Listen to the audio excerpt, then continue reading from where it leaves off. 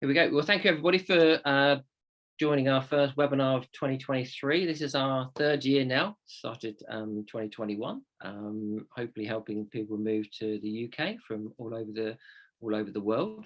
We're going to start off with just a few bits from myself first of all in how we're going to work.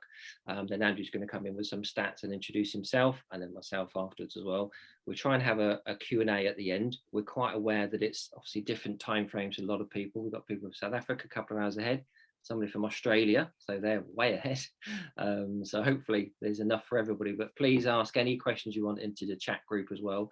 Anyone else needs to come in, I'll try to add them in as and when I can into the room, but hopefully there's nothing else to worry too much about. We've literally spoken to hundreds of people now over the webinars and helped tens of hundreds of people over the years as well, between myself and Andrew.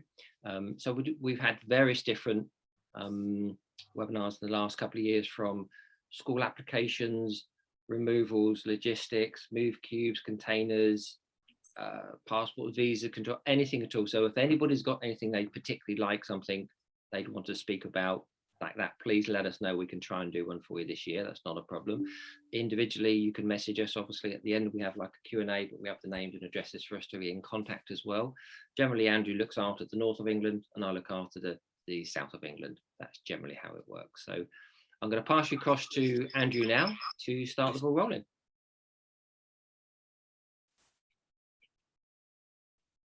You're on mute, Andrew. Yeah. There you go. Hi everyone. Lovely to happy new year to everyone, and I hope everyone finds it useful. Like Mark said, welcome any questions. If we don't know the answers, we're pretty sure we know people who do, whether it's pets or moving or schooling. So yeah, we're open. Just a quick one on what we do is we effectively work for the people moving to the UK. So I've been doing this for over 10 years now, as a business, and over 14 years. I was doing it for 4 years before. It has got tougher, and that's why we're just looking at the statistics. So we're just going to go over a few. Basically, the reason behind, well, over the last 7 years, a lot of the private landlords have sold up. So they're taking advantage of the strong sales market. There's also higher taxes kind of kicked in as well. So it's about 56% down on what it was 4 or 5 years ago for rental options. So with that, there's been a lot more demand from tenants because of increased house prices pushing people into rentals, and less supply on the rental side because of previous landlords selling up. So if you've been watching it for any length, you'll have seen price rises go up a bit. The Northwest, where we're based, Manchester, went up 12.2% over a year. And down south, it went up 17% in London. So it's around about £117 a month. The good news, the forecast for this year is it's going to calm down. That's all the predictions from all the property experts. So we kind of track Rightmove, Zoopla, Savills, who will give forecasts, and they're generally quite accurate. So although it's still quite competitive now, predictions are by March, it should slow a little bit. So yeah, that's the good news. On average, people are spending about 37% of their income on the rental. So if, for example, you're moving over and you're on 60,000, for example, on average, the rental will roughly be 20,000. So that's just a ballpark figure. Worried about affordability, stuff like that as well. So any questions on areas, again, stats, we're happy to share. I'll put on the chat where we found all the data, and I'll hand back to Mark now, who'll do a brief intro on who he is and what he does. Thanks, Andrew. Yeah, so a bit about myself. I've been in the property business for a long time, as you can all see from my grey hair. So started in 1986 and was in the estate agency for 21 years. For the last 14, 15 years, I've been in corporate relocation. So you can see my timeline on the left-hand side.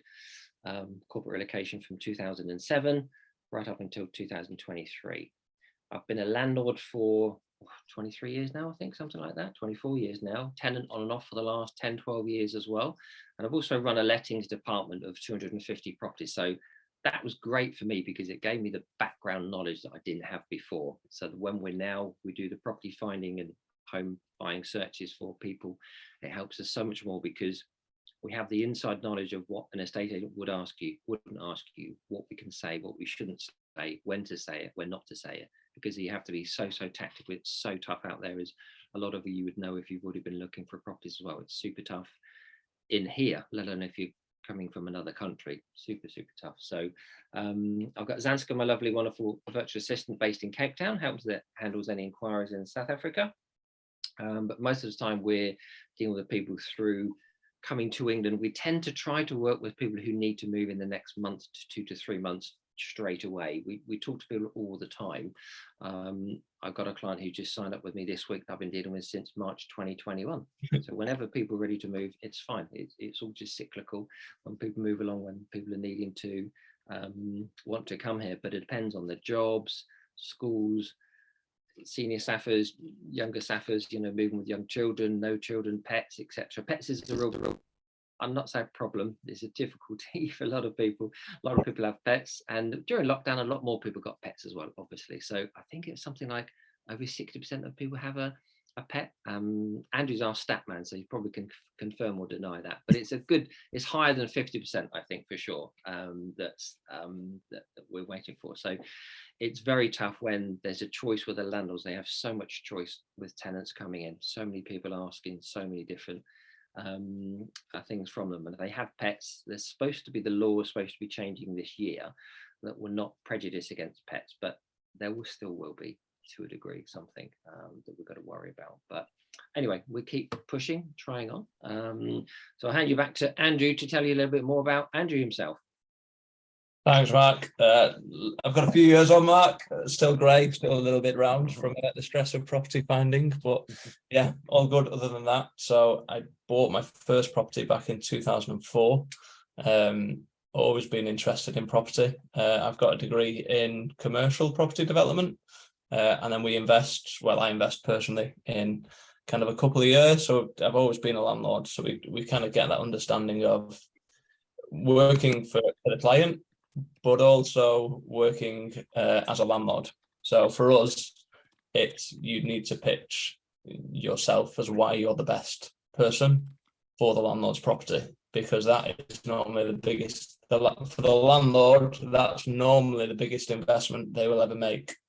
So they want to know whoever they're putting in is the best person. And at the minute, they will receive 6, 7, 8 applications for every property. We kind of tweak it, myself and Mark, through trial and error. There's no perfect answer because it depends on the landlord, it depends on the agent.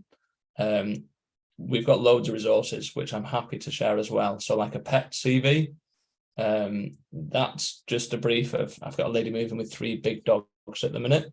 And it's like, look, we need to know, if you're moving with pets, it's going to be difficult. So we need to know more. And we need to build a bit of a profile for your pet, not just yourself, but also your pets, to be reassured the property will be looked after, or to reassure the landlord. We also do these almost a property CV now. So we build out effectively all about you. So I'm moving from South Africa. I'm into football and tennis. I'm a previous homeowner. So I look after the property with a homeowner mentality. So it's all these little kind of tricks, I suppose, we've learned over 10, 15, 20 years in the industry to present to the agent or the landlord to put us ahead of everyone else who's applying for the properties. So we don't always get the first one, but we keep going until we do. So I think that's the aim of the game. So yeah, we get employed by the clients with a view of trying to, well, we're normally their eyes and ears in the UK. And then we will effectively try and save them money by having the property ready for their arrival. So we had a client, we took the property on the 30th of December. He arrived on the 10th of January, mainly because of flight costs. So they normally come 2-3 days after, but we were able to take this property and set it up for him. We've actually done a video on YouTube as well, which I can put the link onto. So we'll find the property, negotiate all the tenancy terms, set up the move-in, check the property over, and we tend to, if possible, move in kind of welcome kind of household goods, furniture if possible, so everything's kind of moving ready for arrival. So that's where we come in and help. It's a lot of phone calls. It's a bit of a roller coaster every time, but yeah, it's a valuable service, we believe, and hopefully it's of interest to people. But if not, any questions are welcome, and we're happy to answer as well. Cheers, Mark. No worries. I've got another case study like you just mentioned again as well. Might be worth just going through where this isn't always happens like this, obviously, but I had a guy that approached me, I think last March it was, and so I'm just letting somebody else back into the room again. And he was looking for property in the Surrey area. I think 2 dogs, 2 children, starting a new job, so quite stressful. He's on his own first of all coming over.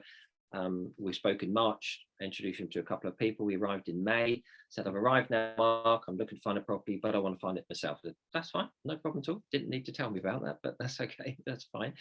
Feel free. After 3 weeks, he emailed me and pretty much said, I give up.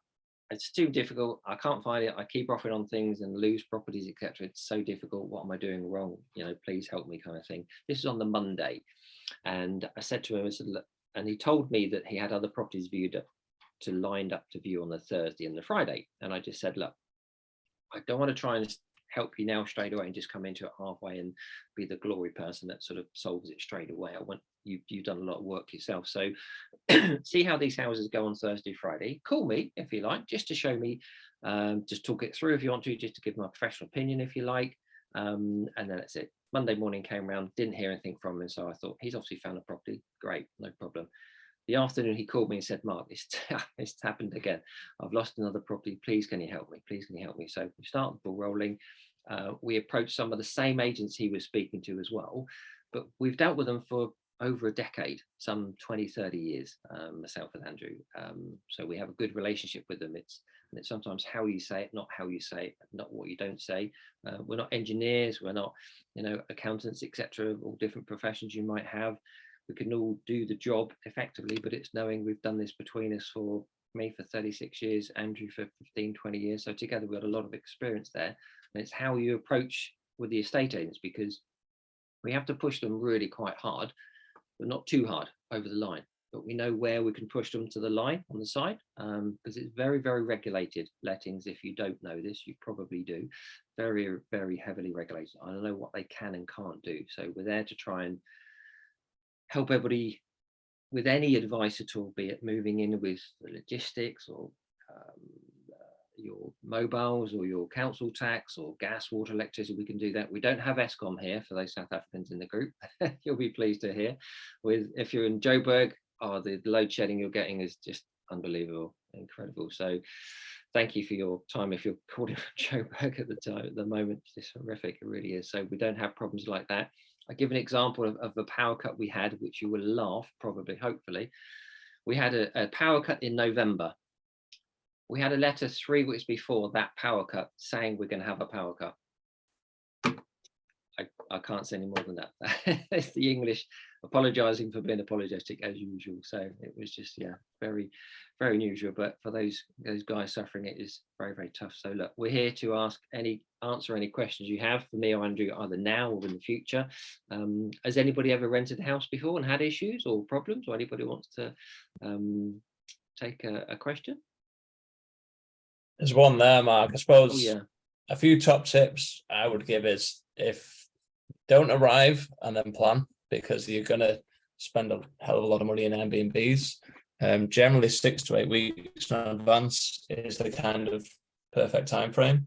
That's mainly because properties will come on. You only have to give 1 month's notice here. So agents will sometimes know of refurbishments going on or tenants moving out, generally 4 to 6 weeks in advance.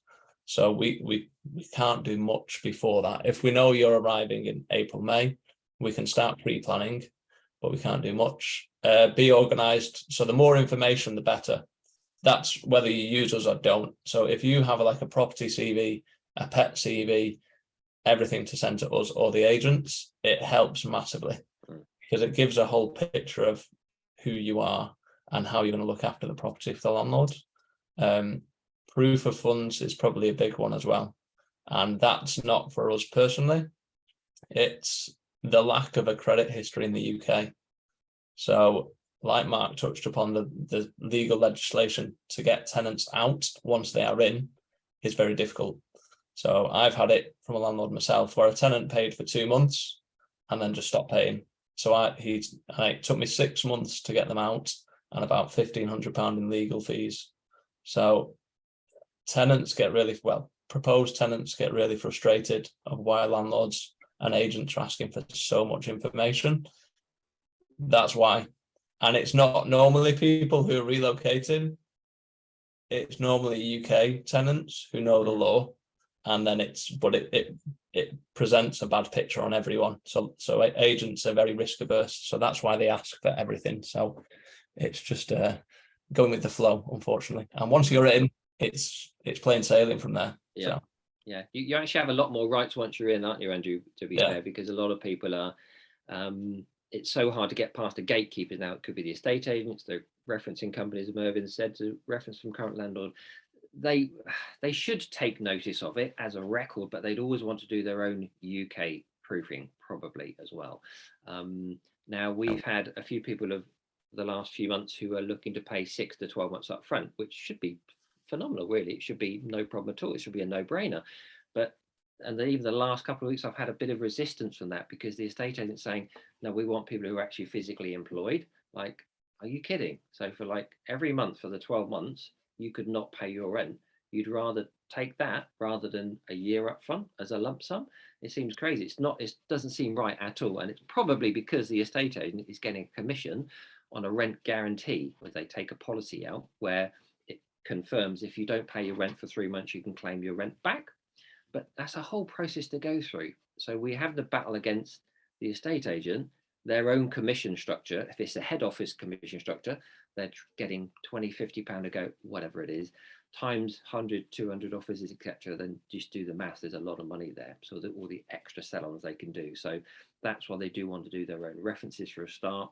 They don't always want to pay up front. If it's an independent agent, sometimes they can be a bit easier to talk to, but you just never quite know, because we're used to dealing with independent and corporate agents. We have to cut our cloths accordingly, don't we, Andrew? It's you get used to talking to them very differently. It could be a youngster we're speaking to who's 20 years of age, maybe, who can just about pick up the telephone and doesn't know a labradoodle from a cockadoodle-doo. You know, these different dogs we've got. When we've got pets, we try to say to people, just take some cute pictures of you on the lap or something like that, because it just kind of humanizes it, really. So people like to see that rather than just saying it's a Rhodesian Ridgeback or it's a Labrador or it's this or that kind of. They don't always know themselves, and if they probably haven't got life experience themselves of owning a home or renting a home, etc. So they're just salespeople. But we have to, if it's that 19, 20-year-old, we have to talk to them, or else we can't get past the gatekeeper. If it's somebody about 40, 50 years of age, I can be a bit tough with them, as Andrew can be as well. Can be a bit more commercially aware. They'll get used to it and they'll see the benefit of it. So, and what was the next Mervyn, in regards to that reference from current landlord, yes, definitely. So your current landlord agent, if you have one, if you're not a homeowner, and if you're moving with employment, they are your two big checks. And well, other than your visa, they will generally, even if it's if you get a reference off a landlord even before you apply for a property, you can attach that when you're sending the application through. Obviously, if you're moving with employment, they will want to write to your specific employer to verify. So I was out with a client today he'd moved from Malawi, actually. He was a construction engineer, so working on JCB diggers. The agent was saying no credit history, he needs to pay 12 months up front. Now we've put the offer forward, we've sent his employment contract over, we've kind of put his property CV together, and we've agreed to pay in 3 month installments. So having to fork out all 12 months in one go. He's paying 1 month, he's paying the next 3 months, and then he's paying kind of 3 months later. So there is ways around it, and I suppose it all comes in a negotiation with the agent. So that's I suppose something to take away, because you guys can do that negotiation as well. When we see something in black and white, me and Andrew, we don't see something in black and white. We see it's negotiable. Everything is try to be negotiable. The prices are a bit tougher, but it's how you negotiate. We've had people before where they wanted to pay a year up front, but didn't want to pay a year up front. They wanted to pay 6 months up front with a year contract, which is what they don't normally like to do, estate agents. So we agreed. They both had new jobs, so they go through the probationary period, pay 6 months first of all, go through the probationary period, and then re-reference them at 6 months, and then pay monthly thereafter. So everybody feels a bit more comfortable. It's just trying to speak with the agents. If they're creative, we're creative. We can try to do something, but we just have to be smart. We're doing deals all the time, so we're coming up with different ideas. We have to be, because we have to be a little bit different, because if they're not likely to meet you, most of our business is dealt with people who aren't seeing people face to face. So it's very competitive for us, because it's not like somebody who works around the corner can see the house next door straight away. And that we have a lot tougher job, because most of our clients are coming from abroad and aren't here yet. So it's all virtual, video viewings, WhatsApp calls, team calls, etc., etc. But they are used to it. COVID taught us that, and that people still do take the properties, because there's such little stock, as you've all probably finding if you've been looking at properties. There's so little stock everywhere, which is such a shame for everybody. It was a few years ago, me and Andrew could be showing 10, 15 houses a day to people when they came over for the day, and we could find properties, and you had time to wait. You don't now, unfortunately. It's just it will change. It will change again, but it's just super tough at the moment. It's always been quite tough, but landlords, because landlords can decide if they want children, pets. It's crazy. We're getting 3-bedroom houses where they don't want children. Like, why would you rent a 3-bedroom house if you haven't got children or grandkids or something like that? It's crazy. It really is. There's a question there from Gareth. I don't know if you want to answer it, Mark, or I'm happy to. Yeah, proof of funds. So we're trying to get over on a certificate of sponsorship visa. COVID lockdown has forced our contrast savings, which problems with credit starting in the UK. Gareth, would you be, so you would have a job coming over here on the sponsorship, I take it?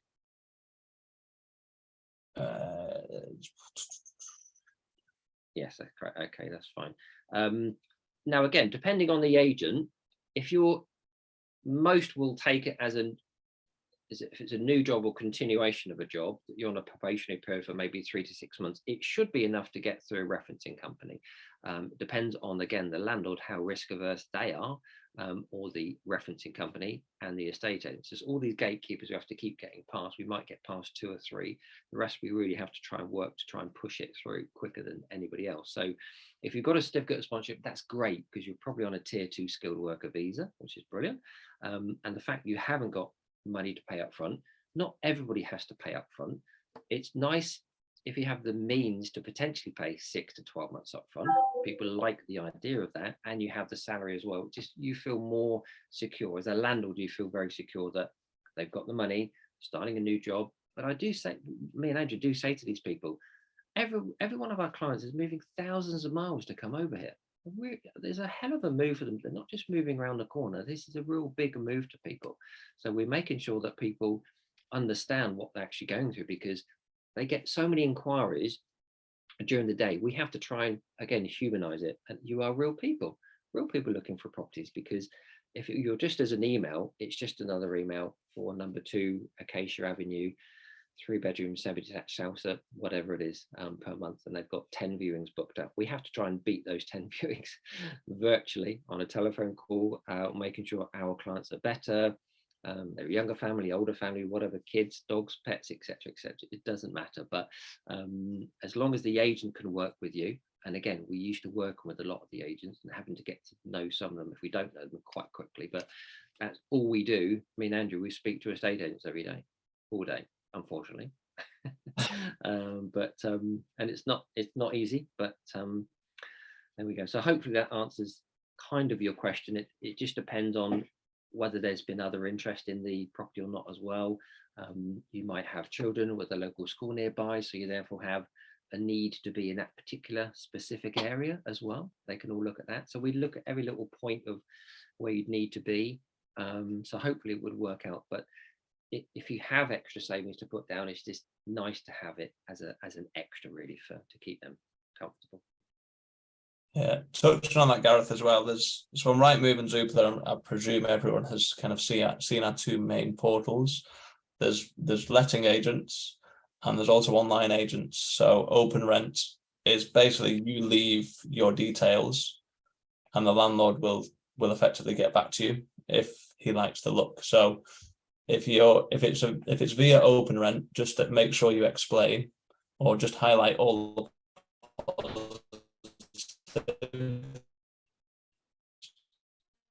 you can by amount. So that's where you can hopefully build a bit of a relationship as well. Gosh, you sounded like a Martian back then. He did, didn't he? He did, Sally. He did indeed. I was thinking the same thing. I've heard him though. He does sound like that sometimes. we get load shedding in Manchester as well. Ah, No, we don't. Just currently that load shedding. connection. Don't believe him. Don't believe him. Occasionally it just slows down. It tries to catch you up again. We're all trying to struggle to hear. But yeah, do you want to answer Sam's question, Eddie? British citizen, my kids at the passport team. Will struggle, I struggle. Will I struggle?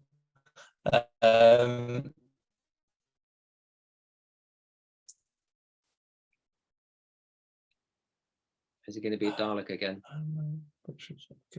I'm not. Oh, do you want to say that, Mark? Yeah, I will do. Maybe hopefully I can be heard. Hopefully this time. So you have a job waiting for you. That's great. Okay. Depending on your salary, they tend to try to work on, if you're renting for just say £1,000 a month, it's the easiest way to work it out. If you're earning £30,000 a year, they want 30 times the monthly rent. So as long as you are exceeding that basis, your husband will be getting a job very soon, hopefully as well. They will look to that. They will look at that into account. If you could get any kind of job very quickly, that would be great. I've got somebody late trying to come in now, just let them in. But if you can, if he has a job lined up as well, or can get a job lined up very quickly, that would be great. But effectively, they will only deal with the people who have a job straight away. So if you're coming over here looking at £1,000 a month with a £30,000 a year salary, you should be fine. That should be okay. And the fact you're a British citizen, kids have passports too, that's fine. The fact you have a spousal visa, as long as you've got the visa and the right to rent, it shouldn't matter at all. But as long as the job covers it salary wise, all the landlord just wants to know is how risk averse they are, whether they will get the rent paid. So if you have extra money to put down, that's great. We don't expect everybody to have extra money. We don't at all. If you have it, it's just a nice to know if one job covers the salary. If there's another job and there's savings or any one of the three, it's just a nice to have. You an even better client than anybody else could be. So it's just nice to have that option of it there, because you don't always get that option when people are sort of asking the question whether you've got one or two jobs. Yeah, I think it's down for the landlord. It's two things, isn't back it? on. I'm off. I've taken the video off. Okay. Well, the landlord wants to know you can pay rent on time and you can look after the property. And generally, I've had a tenant in there in one of my properties for 11 years. I put the rent up after 4 years, just purely, but generally year to year, I kept the rent the same because they're a good tenant. They paid the rent on time and they were looking after the property.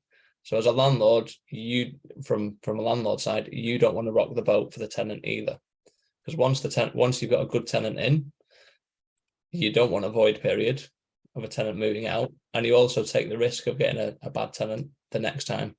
So once you're in and a good tenant and showing you're paying on time, you're on easy street basically. Well, not easy street, but life becomes a lot more simple. Yeah.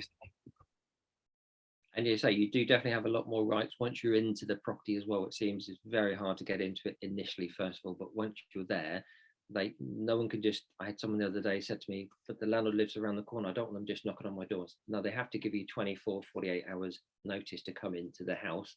Give you what's called quiet enjoyment. They have to allow you into the premises. You don't have to allow them in.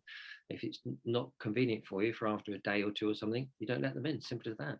That's why sometimes we can't get viewings. And during COVID, it was quite difficult because tenants didn't want us or the agents in the house. So that really kind of helped us more from the video calls for people to view properties. And that's why a lot of people during the last couple of years take videos of the property so they don't have to go back into them again as well. So it's a big difference. Mervyn.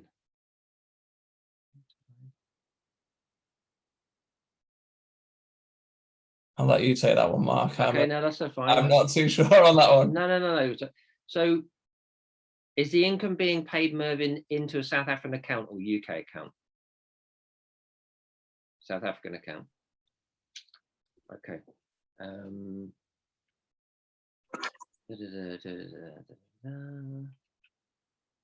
Yeah, Sally says a similar situation there. So they normally will only take an income from a UK source, generally speaking.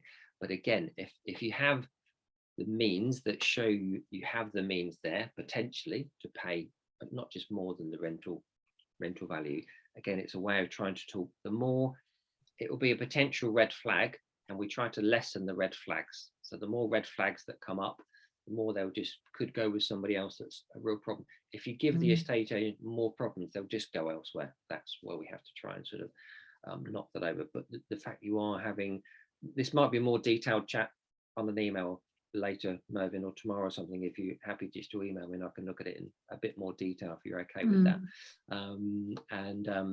But from that situation, it's very difficult. They don't normally like to take, it's the referencing companies that won't normally take it being paid into a South African account. If it's paid from a UK base, I've got somebody coming over, they arrive tomorrow actually, they're being paid from South Africa, but they're opening a UK part of the business. Until it's opened and they're being paid in sterling, they won't take it, which is crazy. It's continued employment. It's ridiculous. It really, really is. But I'm used to this happening, unfortunately. And we try to fight with them as much as possible. If we fight too hard, they'll just put the phone down on us. So we can't, but we push as close as we can. You know this, Sally. So we push as hard as we can, as much as we can, but we can't push over the line. But I'll be the one closest to the line, bar nobody. So hopefully, but if you needed more of a detailed conversation, I'm more than happy to drop me an email or something. That's fine. So Gregory, a British citizen, work for a company. Are you online, Andrew? I am, yeah. Do you want to take Gregory's one? Yeah. We had so for Gregory's, we had a family move just before Christmas with a very similar situation. So husband, wife, 2 children. They were moved. The husband was actually from the UK originally, but they'd been over in SA for 30 years.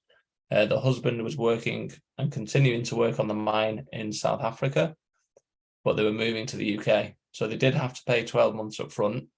The plan was his partner, his wife, to get a job once in the UK, but we managed to get it through. That was an independent agent.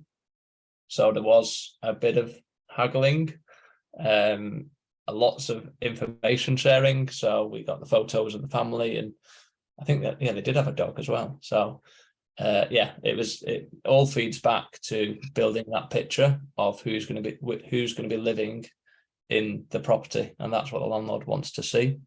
So we got it through on 12 months up front, and building a picture basically of who's going to be there. They've sold their home in South Africa, so they were able to pay that 12 months up front. The gentleman was still on the mine, and he'd be coming back once a month to the UK. And then Danielle, who's the lady, was going to be finding a job in the UK, I think as a carer, if not in schooling. She had some carer education, and she'd also worked in schools in South Africa as a teaching assistant. So I think, I'm due to meet up with them in a couple of weeks for a coffee, and not a braai yet. It's a bit cold, but for a coffee. It's never too cold for a braai, apparently. It's never too cold for a braai. Yeah. It's been snowing here today, so. Yeah, well, you can light the fire and huddle around it. Yeah, it's true. Yeah. Thanks, Andy. So let's go with Sam. Straightforward question. We plan on Airbnb for a couple of weeks and then hope to find a rental. Is this going to be doable? It's a very expensive way of doing it, Sam.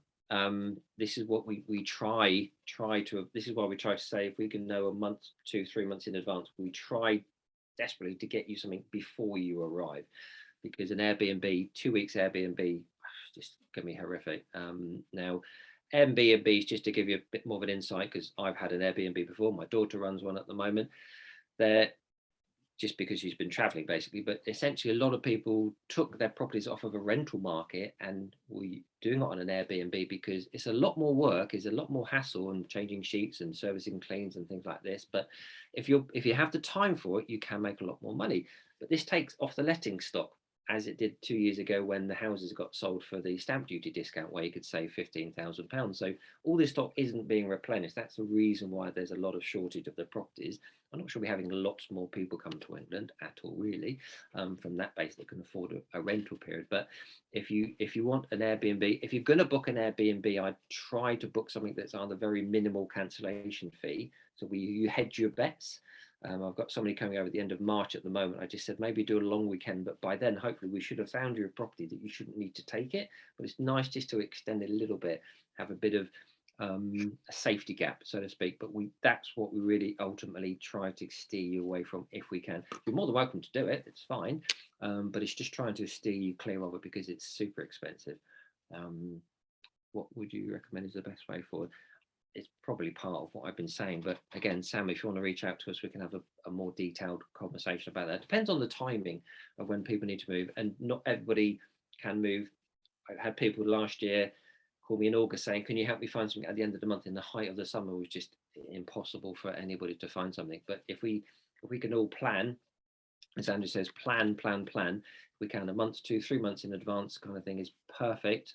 We don't always have that. We'd have people, some here be probably looking to move towards the end of the year, which is great. The more planning you can do, the better. But we normally need to sort of kick into action 1, 2, 3 months before you're needing to arrive. Then it gives us that time, because in England, you have to give 2 months notice period, and you can move in the middle of the month. It doesn't have to be at the beginning or end of a month. I know that some people think you have to move like at the beginning of the month. You don't have to do that. So, but yeah, so Sam, yeah, please reach out to us. That'd be great. Thank you. Yeah, I echo what Mark says. It's having Airbnb as a free cancellation up. But I also find that the stress, people arrive and then try and find somewhere, and it's kind of you're under pressure to try and find somewhere within that 2 weeks of your Airbnb. And bear in mind that once you find the property, it will generally take about 2 weeks to actually get the keys, because they have to do all the reference checks. So it just kind of it gives you a lot smaller window. So if you know you're arriving in March, you could have kind of people looking now. The perfect property might come up the week before you arrive, and just because you're out by a week and you can't get to view, that's where we can come in handy. And it's it's things like that. So if we were to secure that property, then you can cancel the Airbnb. It kind of works really well. So that's the general feedback I've had. I think you've had the same, haven't you, Mark? Yeah, it is, and we both, Airbnb is kind of like a bad word and a great word as well in the same phrase, because it can solve a problem, but it's just super expensive, and we just know it's super expensive. So if you can avoid it, great. Not everybody's able to do it, but if you can, again, if you have the chance to do it, then please do it, because otherwise it will just eat into your savings account. And also, if you're there for that 2 week period, you can only view what's available for the next 2 weeks. You've got to ask yourself, why is it available? Why has it not been let in the last 6 weeks when it was given notice 2 months ago? So you'll only get to see the stuff that's available now, which is quite rare for things to be empty. Again, there'd be a red flag to me. Why is it empty? Why has it not been let before? What is the agent? Are they lying? I trust no one by default, agency wise. I have to be cynical, unfortunately. That's why I'm old and grey. But I have to be, because I've got to try. You're our clients at the end of the day. We've got to try and cover our backs and your backs as much as we can. So there are some good agents, but also there are ones that are getting head office hitting them over the head. Targets, yeah. Anything else? Or anything? We're getting up, I know, to sort of 7:45 in UK time. We'll try and keep it to 45 minutes just for everybody to have an evening as well, if and where you are everywhere. But if there's any more questions, if not, we could call it a day. Or if any other questions at all, you've got our contact details. Hopefully, if you've got taken a screenshot or picture of us, so you can get in contact with us. But it's being recorded again as well, so it's on our YouTube channel, apparently. Andy, is that right? Have we got a YouTube channel? Yeah, well, it's more just to try and highlight kind of, well, obviously we're Manchester based, but people want to know what £1,200 gets you in the UK. So the link I put on earlier was that was Lichfield, which is just north of Birmingham. Yeah. So it's just a walkthrough of a property saying what £1,200 gets you. It can vary, obviously, dependent on area. So price can go up or down a bit, but that's a very standard 3-bed we've done a few standard apartments in Manchester as well. But yeah, we'll be adding content there as well, and just to try and give a visual of what to expect when you arrive in the UK, because we get, why is everything so old? Because our housing was built 100 years ago, and it's like, well, that's just how the UK is. A lot of the housing was built in the 1930s. So yeah. So yeah, Sam, again, like needing a dog friendly rental. How hard is this? It's tough. It is tough. My record last year was somebody with 7 indoor cats. I'm hoping I don't beat that record, because that was pretty tough. I have to say, very tough. And it's just purely, not that we're not pet lovers at all. There's a lady I'm dealing with recently. She was just on the webinar, that has a retired guide dog. How better trained can you get than a guide dog? And it's as if it's like an elephant you're trying to get into the house. It's just ridiculous. It really, really is. It's crazy. But that's why I say a cute picture on your lap, or lying down rubbing the belly, or just anything at all, just to kind of, just make it a little bit friendlier, not friendlier looking kind of thing. But a Labrador, it's just ridiculous. It really is crazy. But people, if you have 50 inquiries on a property, 20 people have dogs, 20 people don't, or more will have dogs than not have dogs, probably, or cats or pets or something like that, or children. And they just look for the easy, whilst they can, they'll look for the easiest route out at the moment, because they can. In a year's, 2 years time, we might be having the next laugh saying, oh, we'll have a choice of 5 houses, which one should we choose now? We can be the arrogant one. The moment we're having to sort of like, and we hate it because we're quite competitive with each other as well. We would just want to try and get something for you, even if it's something off the rent, or just something at all, or push the date back or something. We had an agreement on something we agreed about an hour ago today for one of my clients, where they're not flying over until the 18th of February, and it's been empty since beginning of January. Now, they'd normally want you in there within the next week or 2 weeks, because we're playing a year up front. We managed to agree 18th of February to save them like £1,500. Fantastic, because it's the right client. They're happy to wait for the right client, because they're going to be there for a year or 2 years. So fantastic. The client's happy, the landlord's happy. So it's all good. We've got some more questions as well. Andy, do you want to go for some of them? No, people are leaving. Oh, just leaving. Sorry. Yeah. Okay. We've had our time. We've had our time. Oh no, there's Sam. We'll need a dog-friendly rental, but I think that's the last one. Everyone's just thanks. And well, I suppose it's nearly 10 o'clock in South Africa, isn't it? So yeah, exactly. Yeah, bad time. But no, thank you everyone for your time and listening and your comments. It's been really good comments. I appreciate that. And hopefully, if you've got any more detailed questions, just ask us. Free to ask us anything at all. Happy to try, and if we don't know, we'll tell you, or we can try and find out for you. But hopefully, we just, that's why all these sessions we do with today, we're just with us. What we can do, pet relocation seminars we've done, moving logistics, household goods, schools. Andrew's wife's a school teacher, so that's really always goes down very well, because Andrew's really good on the schools as well. So any part of moving. And don't forget, every person we deal with as a client, we don't deal with English people, generally speaking, or British people. They might have British passports, might live in South Africa, Australia, Canada, or wherever, but most of the people we deal with are coming internationally into the UK. So all your questions and queries, small or large, they're not silly questions, as some people say they're not, because I'd be asking copious amounts of questions, I really would, if I was moving to another country. So feel free to ask anything at all. I have so many questions, Sam, so many questions. Right, okay, that's good. Excellent. No, I'm really pleased with the feedback. Hopefully it's been good. Andy, anything else to add, or are you off to have your dinner if you had it already? No, the kids are in bed, and have dinner. So I suppose it's just, obviously, if you email or call, just bear with us, because we work on the ground. Like me and Mark will be with clients, so sometimes I try and reply in the evenings, but sometimes we play football or tennis, so it may be 24 hours after, but we will generally reply as quick as we can. So how come time you got time to play tennis and football? I don't do that. It's therapy, mate. Therapy for the children. I'm too old now, unfortunately. My football days are over. So. Yeah. I'm just jealous. True. So, but yeah, no, thank you for everyone for joining. Yeah. Appreciate it. Getting quite late, and hopefully you found it useful. Good. Thanks, everyone. Have a good night. Thank you. Good Bye. night. Bye now.